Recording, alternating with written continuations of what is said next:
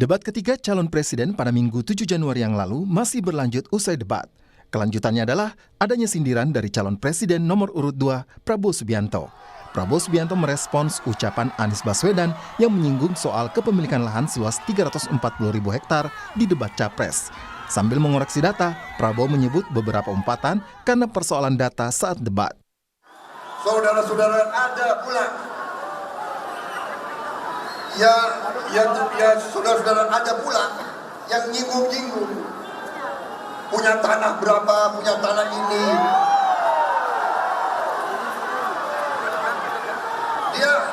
Dia pintar atau goblok sih? Gak usah dibawa-bawa debat lah. Anda hanya memperlihatkan ketololan Anda. Kita kasih makan ke hewan.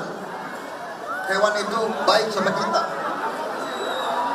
Tapi ada manusia yang kita memberi dukungan, kita memberi segalanya.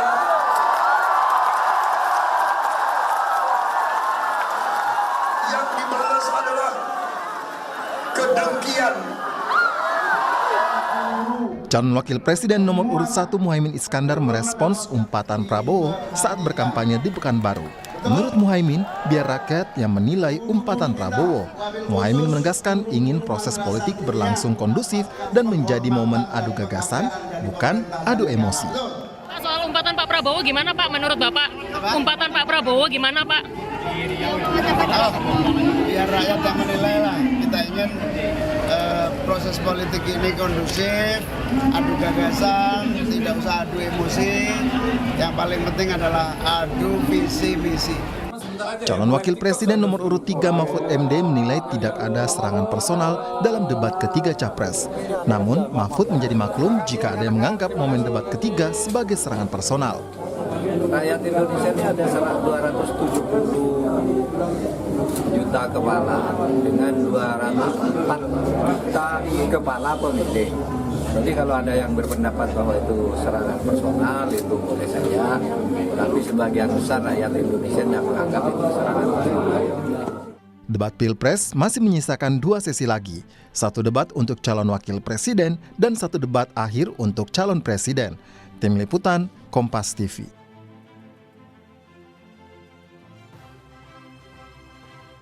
Saudara saling sindir bahkan merespons sindiran usai debat ketiga masih berlanjut. Kenapa materi debat dibahas kembali setelah debat? Kami akan bahas saudara bersama dengan Hermawi Taslim, tim pemenangan Anies Muhaimin, Adi Wihadiwianto dari tim kampanye nasional Prabowo Gibran, dan juga bergabung bersama kami ada Arya Seno Bagaskoro dari tim pemenangan nasional Ganjar Mahfud. Selamat malam Bapak-bapak, sehat selalu.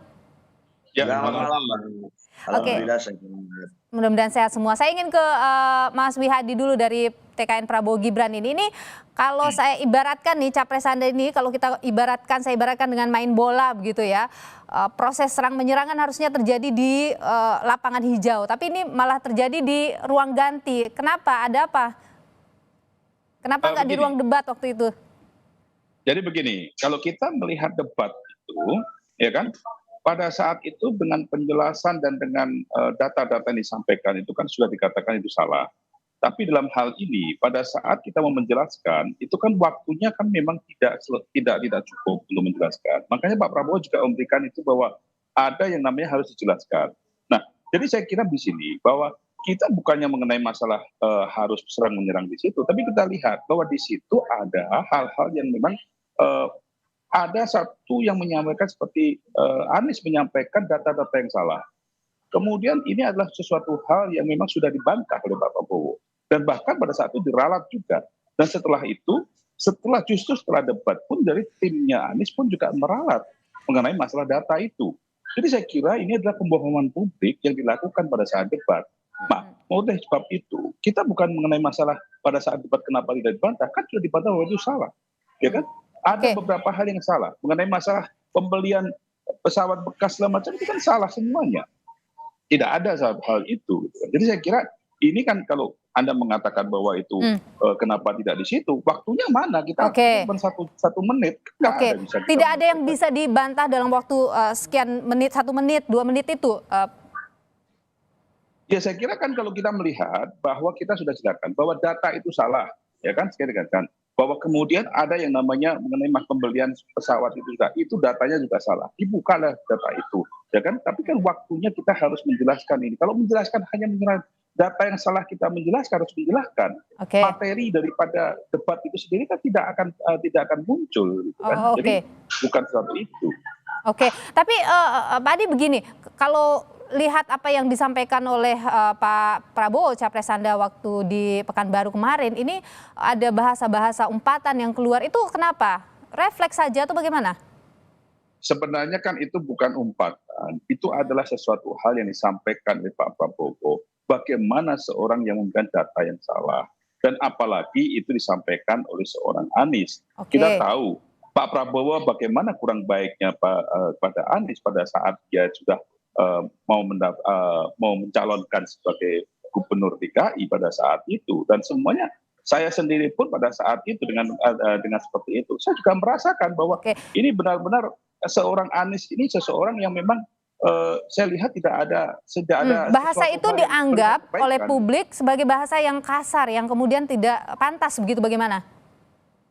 Ya, publik yang mana? Kalau saya melihat bahwa di beberapa medsos justru netizen juga mengatakan saya aja marah kepada Anies, apalagi Pak Prabowo. Oke, Banyak jadi yang mengatakan seperti ibu-ibu kan. Gitu. Oke, tidak Jadi merasa itu suatu sebagai hal ini umpatan atau kata-kata kasar begitu ya? itu kan bukan suatu umpatan. Itu kan hanya mengatakan refleks yang dilakukan bahwa ini ada kebodohan yang disampaikan pada saat itu. Kan orang mengatakan bodoh kan boleh. Kenapa? Kan Oke, gitu, baik. Saya ke Mas Hermawi dulu. Kalau Anda sendiri melihat bagaimana apa yang disampaikan oleh Pak Prabowo ini? Ya, jadi debat itu kan sudah diatur sedemikian rupa oleh KPU per episode. Harusnya selesai debat kita move on. Apa yang terjadi di Pekanbaru dan di beberapa tempat lain itu menunjukkan tingkat kematangan seseorang. Ya, bagi kita debat episode ketiga selesai, kita mempersiapkan diri untuk yang keempat. Jadi publik juga melihat kematangan seorang calon negarawan, diksi-diksi yang digunakan itu santun atau tidak secara dalam ukuran publik, itu menyinggung perasaan masyarakat atau tidak. Kalau kita sih biasa saja. Oke, jadi tidak merasa tersinggung. Yang seperti dikatakan oleh Pak Muhaimin, debat itu adalah adu gagasan, pertarungan ide, bukan pertarungan emosi, marah-marah, maki-maki. Kita sudah melewati itu sudah masa kita waktu muda. Sekarang ini kan saatnya, ini kan debat di antara para negarawan, harusnya bisa memberi pendidikan politik yang baik dan berguna bagi masyarakat. Ciri-cirinya antara lain salah satu yang pertama adalah bermartabat dengan penggunaan diksi-diksi yang terhormat. Oke, Pak Hermawi, begini, ketika emosional yang muncul ini dianggap imbas dari serangan personal yang dilakukan oleh capres Anda pada saat debat waktu itu bagaimana? Itulah ujian kematangan seseorang. Ya kan? Itulah ujian kematangan seseorang. Jadi serangan personal adalah ujian kematangan maksud Anda? Kalau dia masih muda, terpancing emosinya, marah-marah, penggunaan diksi-diksi yang tidak terhormat, itu pantas tidak itu orang seperti itu? Oke, pemimpin Indonesia yang besar. Jadi Pak Hermawi, apa yang dilakukan pada saat debat itu bagian dari strategi begitu? Bukan bagian dari strategi, itu ungkapan ide yang diajukan oleh Pak Anies, karena Pak Anies kan sebelum masuk perdebatan kan dipersiapkan oleh beberapa tim, ya. Tapi kalau perasaan orang kan beda-beda. Oke, jadi pancing ya salah sendiri, kenapa terpancing ya? Ini Pak Hermawi, serangan-serangan itu memang sudah disiapkan begitu ya? Sudah disiapkan oleh tim? Disiapkan oleh tim dalam semangat yang bermartabat. Nah, kalau penyampaian itu oleh orang tertentu dianggap sebagai sesuatu yang tidak cocok terhadap dirinya, disitulah dia diuji kematangannya. Jadi apa yang disampaikan oleh Pak Anies itu sesuatu yang wajar. Pak Anies itu soal tanah misalnya, Pak Anies itu kan mengutip pernyataan presiden. Misalnya sekarang Pak Anies diadukan di Bawaslu, nggak apa-apa. Nanti kita ajukan saksi. Saksi utama siapa yang mengajukan itu? Jadi kita biasa aja. Oke, kita tahan di sana dulu, Bung Hermawi. Saya ingin ke. Gini. Saya sekali verifikasi dulu. Singkat saja. Data yang disampaikan kan dipersiapkan. Data yang disampaikan itu sudah salah.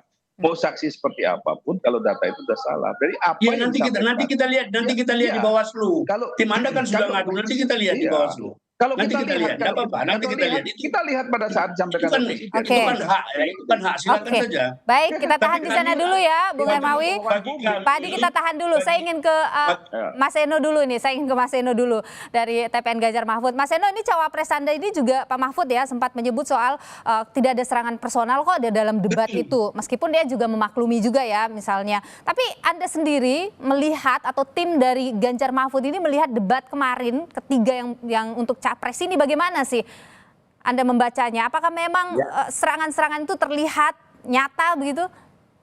Ya sebenarnya kalau saya mau berbicara dengan data, kan sentimen positif yang terekam dalam berbagai lembaga survei sudah tercatat bahwa sentimen tertinggi yang positif adalah untuk Pak Ganjar Pranowo. Kenapa? Karena sebenarnya di dalam debat kemarin, Om Hermawi, Om Wihadi, sebenarnya yang terjadi adalah ya Pak Ganjar fokus pada penyampaian visi misi dan substansi dan ingin untuk bicara itu kepada 270 juta rakyat Indonesia. Saya nggak tahu, mungkin ada lebih dari 90 juta rakyat Indonesia yang pada hari itu menonton televisi.